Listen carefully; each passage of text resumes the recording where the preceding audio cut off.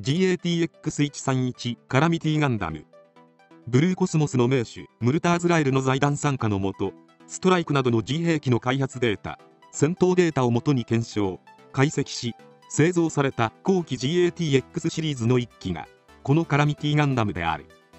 デュエルガンダムを原型とする X100 系フレームが採用され、砲戦特化型のバスターのコンセプトを継承しつつ、モビルスーツ短期での高火力の追求と中長距離砲撃を主体とする後方火力支援に特化させた機体として完成。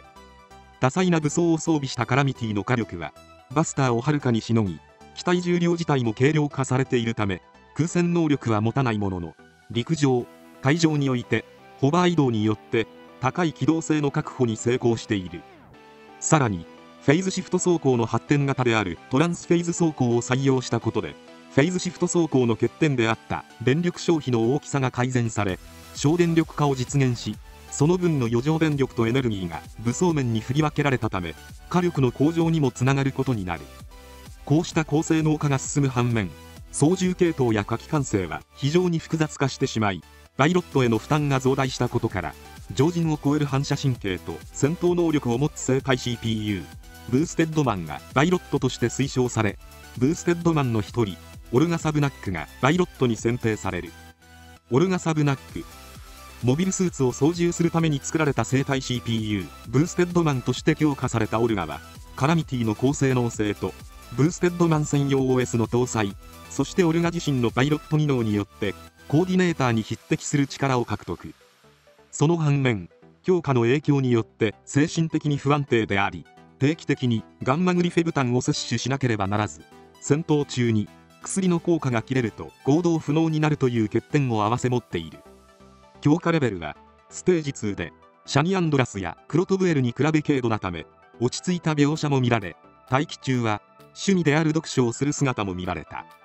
しかし戦闘が開始すると好戦的な性格が全面的に現れ、敵味方問わずに乱射を始めるため、すぐにエネルギー切れを起こしてしまい、クロトからはお前はドカドカ打ちすぎだと注意を受けるなど見境ない一面も持っている。カラミティガンダムの武装、 125mm 2連装高エネルギー長距離ビーム砲シュラーク。5のバックパックに搭載された大口径の2連装高エネルギービーム砲。その威力はモビルスーツレベルでは破格の火力を誇り、移動砲台としてホバー移動を駆使した運用に加えて照射時間も長いため、複数の敵機をなぎ払う攻撃も可能となる。 115mm 2連装小角砲 K ファーツバイ。対ビームシールドとビーム砲2機を一体化させた高純システム兵装。ローラシア級モビルスーツ搭載艦に採用されている超高度素材にハイビームコーティング処理が施されているため、防御力は非常に高く、接近戦ではシールド先端部を利用した打突攻撃も可能となる。337mm プラズマサボットバズーカ砲トーデスブロック。300mm を超える大型弾頭、可電粒子と電磁場が相互作用する高熱のプラズマで包み込み、高速で放射する携行式の大口径バズーカ砲。絶大な破壊力を有しているが、その構造ゆえに連射することはできない。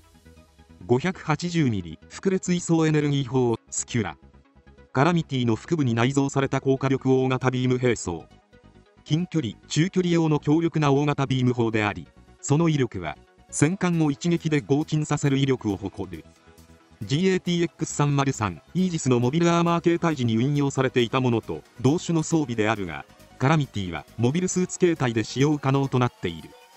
初期の GATX シリーズ、後期 GATX シリーズの中でもバスターを超えるほどの圧倒的な火力を誇るカラミティガンダムは、オルガ・サブナックの上記として大部解放作戦で本格的な実戦投入が行われ、重武装でありながらトランスフェイズ走行の高い防御力とホバー移動を可能にする高い機動力によってキラ・ヤマトのフリーダム、アスラン・ザラのジャスティスを苦しめる活躍を見せる。結果的に最終決戦においてジャスティスとドッキングしたミーティアの一撃によって機体ごと両断されるという最後を迎えている。 GATX-252 フォビドゥンガンダム。ブルーコスモスの名手ムルターズラエルの財団参加のもと、前述のカラミティガンダムと同じく G 兵器の開発データ、戦闘データをもとに製造された後期 GATX シリーズの1機がこのフォビドゥンガンダムである。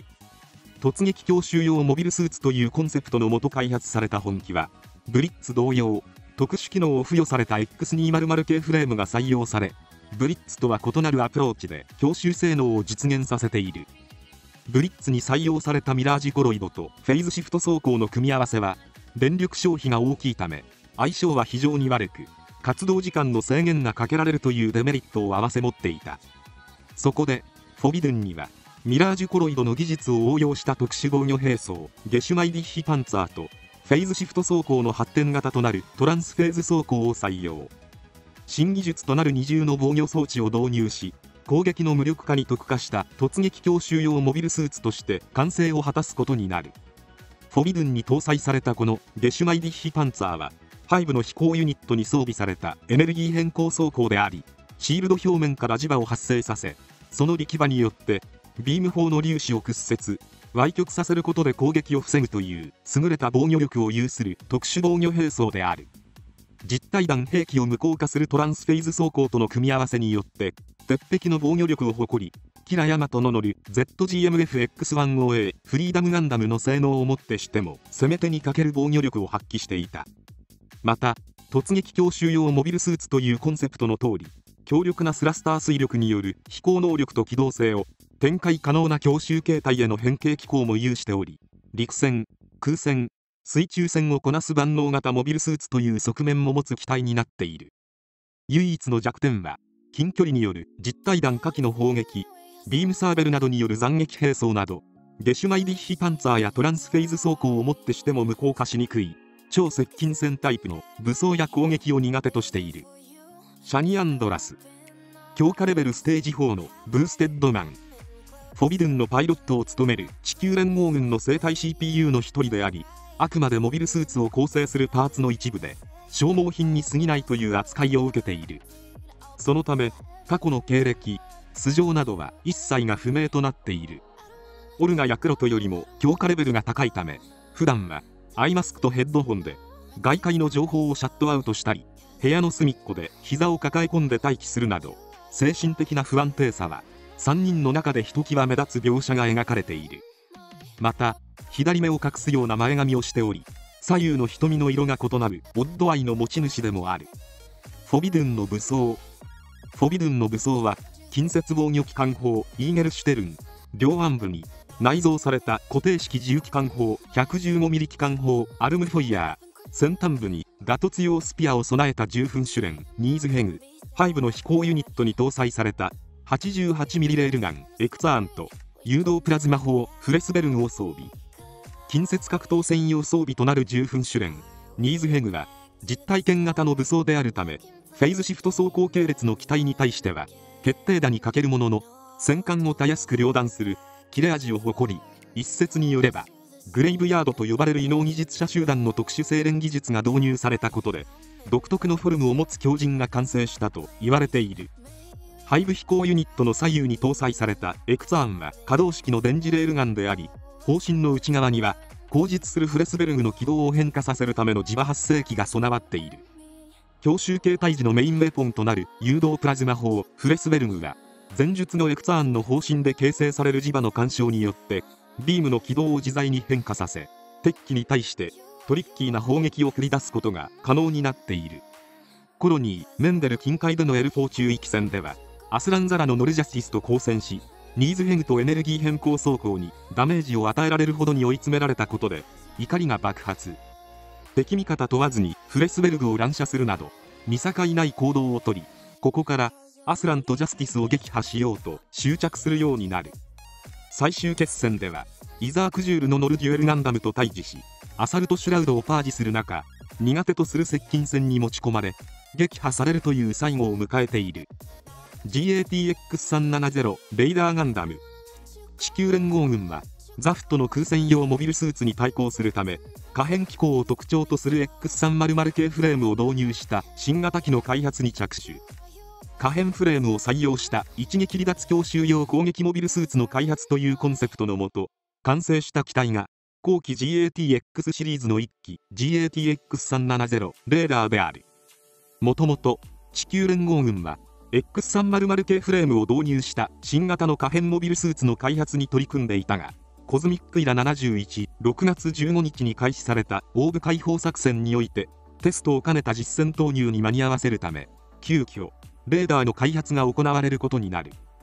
ブーステッドマンであるクロトブエル専用に調整されたレーダーは、前述の理由から、急増機としての側面が強いものの、大気圏内、宇宙空間問わずに高機動戦闘が可能な汎用性、複雑化していた X300 系フレームの簡易化、両機を機体上部に乗せ空輸するなど、戦闘能力、運用面、整備性などにおいて、一定の完成度を誇る機体として誕生している。クロトブエル。強化レベルステージ3のブーステッドマン。前述のオルガ、シャニと同じく、地球連合軍に属する人為的な強化を受けた生体 CPU であり、ジョドニアのエクステンデッド養成施設出身ということ以外、過去の経歴、素性は一切不明となっている。普段はゲームが趣味で、待機中などはシューティングゲームに没頭している描写が描かれたが、戦闘が始まると好戦的な性格から凶暴性が一気に増し、抹殺や撃滅などと叫びながら攻撃を繰り出す。レーダーの武装。レーダーの武装は頭部の後部に搭載され、複列位相エネルギー砲の流れを組む100ミリエネルギー砲ゾーン、右腕部にはシールドと機関砲を一体化させた複合兵装、2連装52ミリ超高初速防順砲、対ビームコーティング処理が施された高分子ワイヤーで構成されるスパイク付き質量兵器破砕級ミョルニル、黒内側に内蔵された出力とバレルの調整が可能な短距離プラズマ砲アフラマズダ、モビルアーマー形態時に展開される M417 80ミリ機関砲 M2M3 76ミリ機関砲を装備。オーブ解放作戦以降、同時期に開発されたカラミティ、フォビドゥンとともに実戦に投入されたレーダーは ZGMF-X10A フリーダム、ZGMF-X09A ジャスティスに対して互角の戦いを繰り広げる活躍を見せ、地球連合軍の主力機としてその性能の高さを証明。結果的に母艦であるアークエンジェル級2番艦ドミニオンが沈み、レーダーとパイロットであるクロトブエルに限界が来たところをイザーク・ジュールの GATX10 にデュエルに撃墜されるという最後を迎えている。以上、カラミティ、フォビドゥン、レーダーの解説を終わります。最後まで動画をご視聴いただきありがとうございました。チャンネル登録、高評価よろしくお願いします。